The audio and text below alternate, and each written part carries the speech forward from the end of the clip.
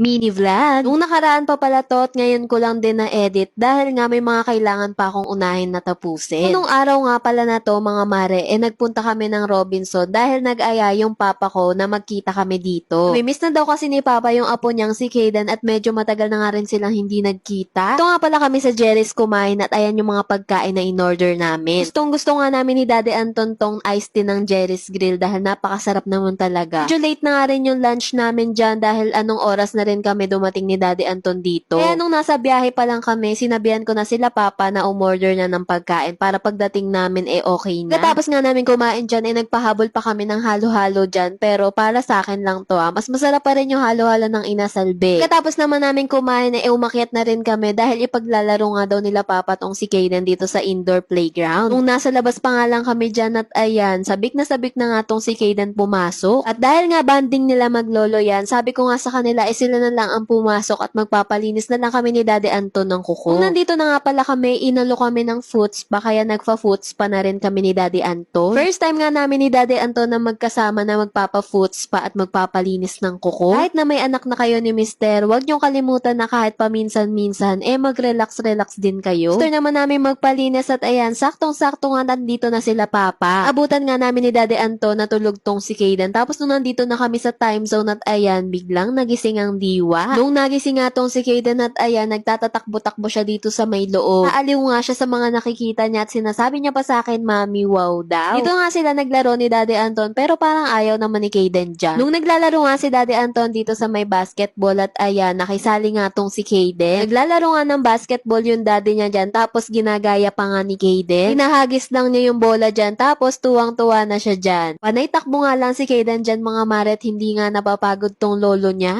Naghahabulan nga yung maglolo at ayan, nagtry nga ako maglaro dito sa Flappy Bird. Diba mas nag-enjoy pa ang matanda? Nasok na nga namin tong mga ticket namin dito sa ticket station at iniipon nga namin to para makakuha kami ng bola para kay Kayden. After nun, bumaba na kami tapos bumili na muna kami nitong avocado na ice cream and sobrang sarap talaga nito. At nga si Kayden na sarap din dito. Uwi na nga rin pala kami neto so ayun lang, salamat.